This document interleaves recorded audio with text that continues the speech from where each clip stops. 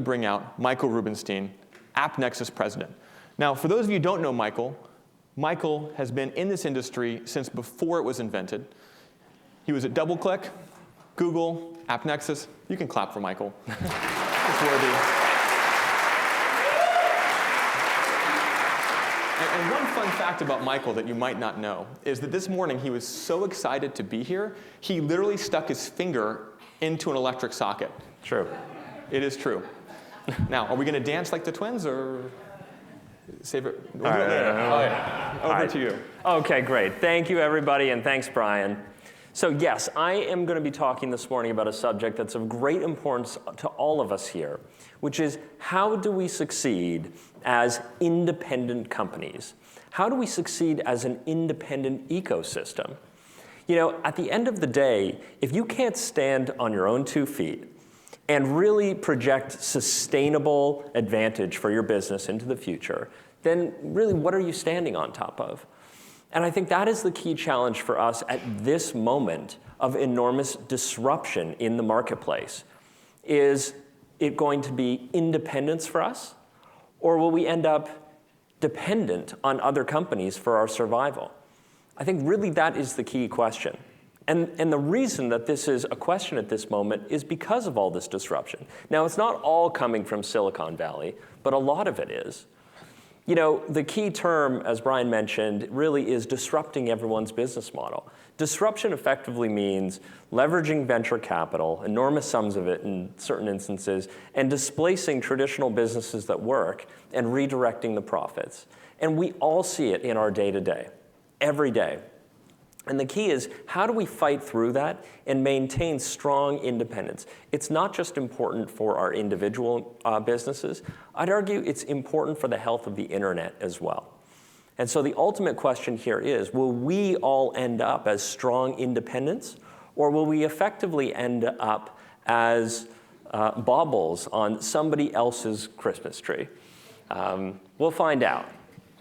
Okay. So what I'm going to do is talk to you about some of the ripped from the headline stories that we're seeing, and I'll put it into context as to how some of the disruption we're seeing in the market is affecting our businesses, and then talk about where we go from here. Okay, so let's see what's in the news. So first off, we've all seen this. Agencies under fire, right? Analysts questioning the transparency and the margins of agencies. This has been going on for some time. It's certainly been gaining traction lately. And in particular, equity analysts downgrading even some agency holdcos, which have performed extremely well. Now, those agencies are operating on single-digit margins today. And I think anyone here in the agency world knows that, you know, that's the subject of years and years of getting, you know, beaten up basically by procurement departments inside brands. And so what's really happening here? I mean, one of the things that's really odd at the same time is that, you know, when we look at the ad tech sector, you see companies who are simultaneously celebrated for significantly higher margins. Here's an example, TubeMogul, blended average between full service, self-service, around 27% take rates. Rubicon Project, another great example. Margins going up, almost 19% in Q1 of this year, and a growth story relative to a lower number last year.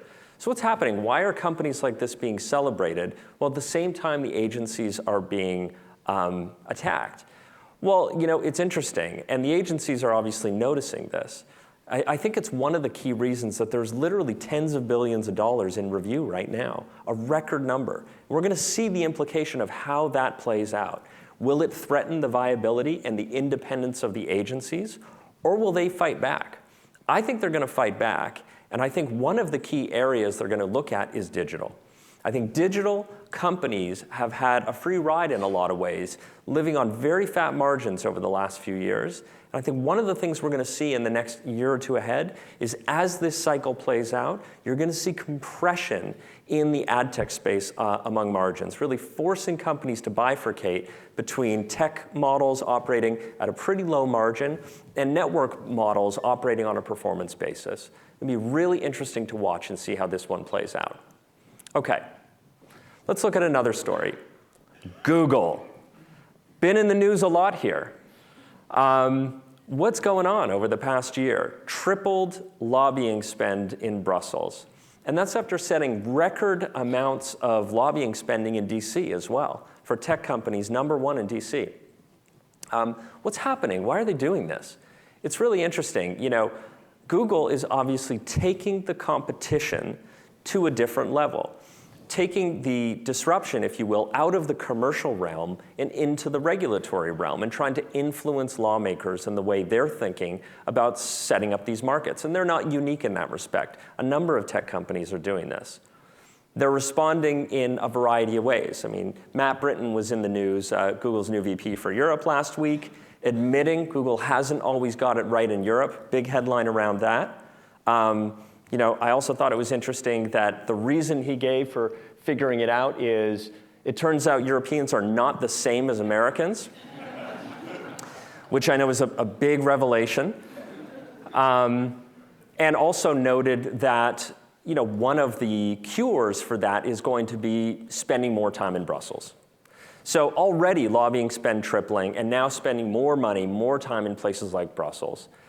And I think that what we're seeing here is a moment where people are trying to tilt the competitive landscape, right? If you can win among the regulators, then you don't have to win on an actual product and innovation perspective.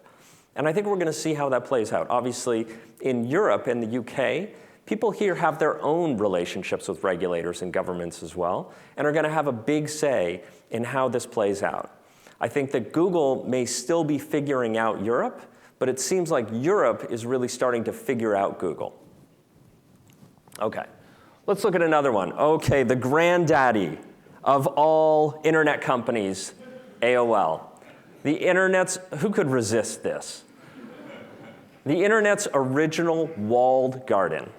Well, guess what? What's old is new again. And I know that we've all seen the headlines, even over the past couple weeks. First, Facebook. Facebook instant articles, right? Now consumers don't have to leave the friendly confines of Facebook in order to be able to consume their news. Apple, not to be outdone, followed just yesterday at its conference announcing Apple News. So again, walled garden type of approaches, sucking content into the platform to be able to capture as much as possible. Now, we know how this played out the first time. It didn't play out particularly well for the original walled garden. But there's an enormous, and I mean enormous, sum of money, time, and energy right now going into this new construction project of building new walled gardens on the web.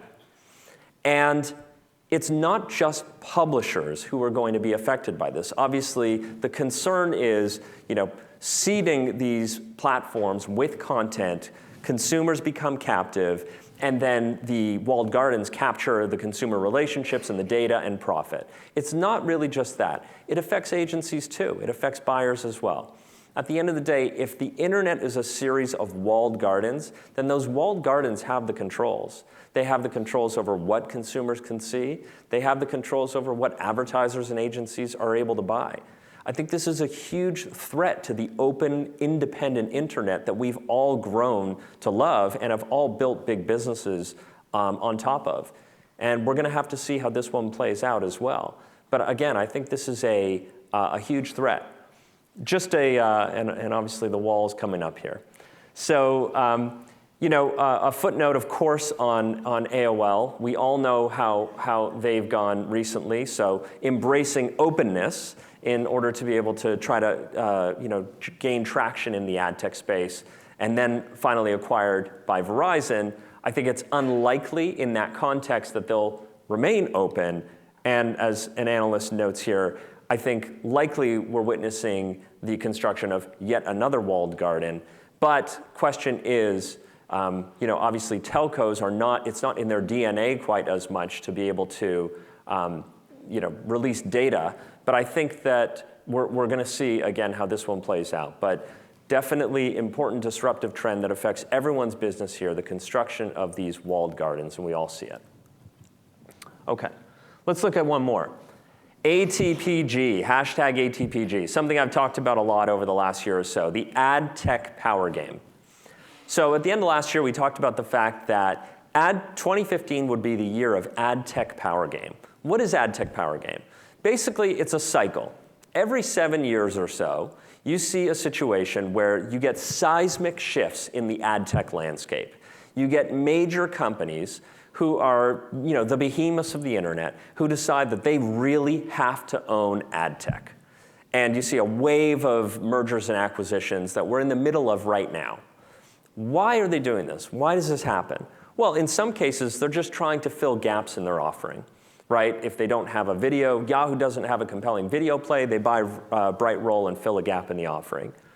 But in a lot of cases, it's an attempt, again, to capture an outsized portion of spend. And the positioning around maintaining openness of platforms and so forth doesn't typically play out. We've seen this cycle before. I was part of it in 2007 with the sale of DoubleClick to Google. And typically speaking, where this ends up is these become platforms for biasing media or capturing an outsized share of dollars. And so this is going to continue. We're going to see a lot more of it. The question, I think, for everyone here in this room is, how do we apply the test to these companies as they're acquired to ensure that they're still worthy of being trustworthy ad tech platforms for decisioning, and they can support our independence as businesses, as opposed to just being a way for another one of these walled gardens to capture more money. So another important one to watch. Next we've got, well, I couldn't resist because Brian's talking about it as well, but Uber. It's too much fun. So now, not only have they raised hundreds of millions of dollars at valuation of tens of billions of dollars, but they're not just trying to do away with the taxis, but now the poor drivers as well. And I think this is a great example of how venture capital can really distort a lot of markets.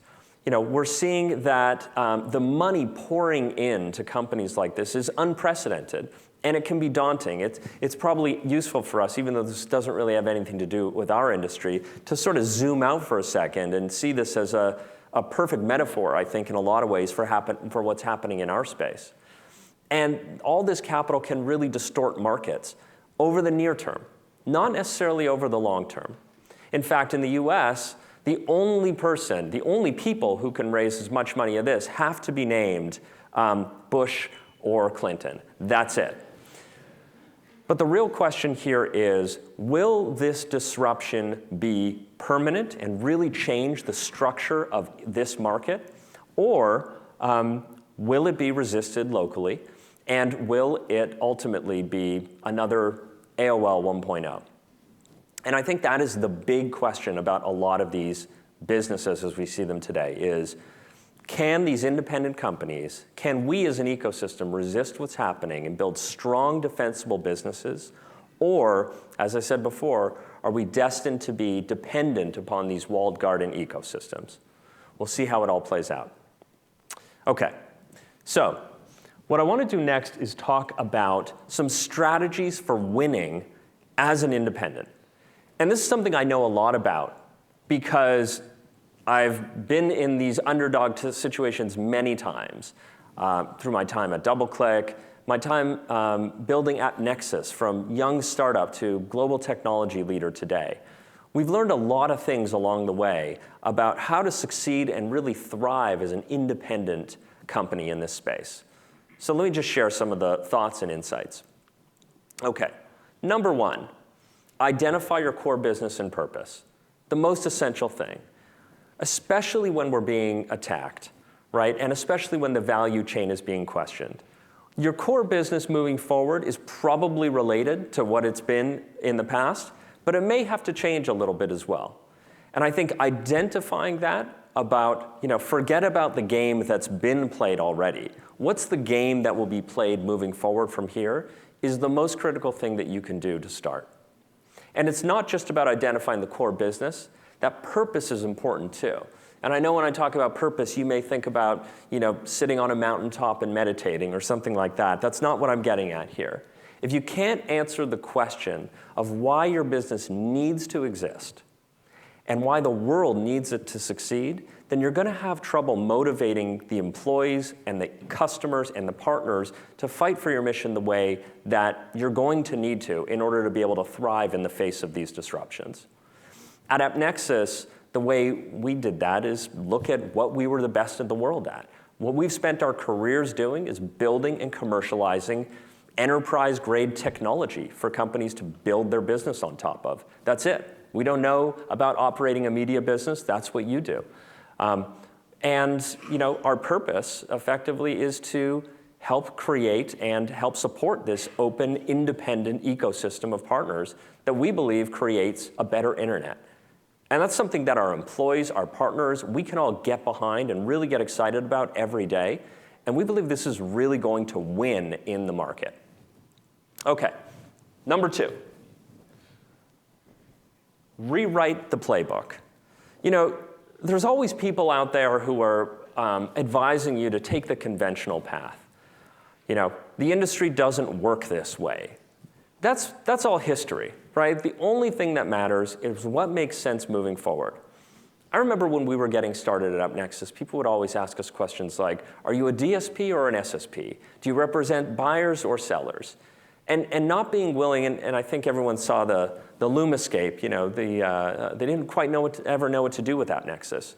We've been pretty consistent since the beginning. We're creating a technology platform to help buyers and sellers do business together programmatically, to help them unlock their differentiation and do more and drive better results out of digital advertising.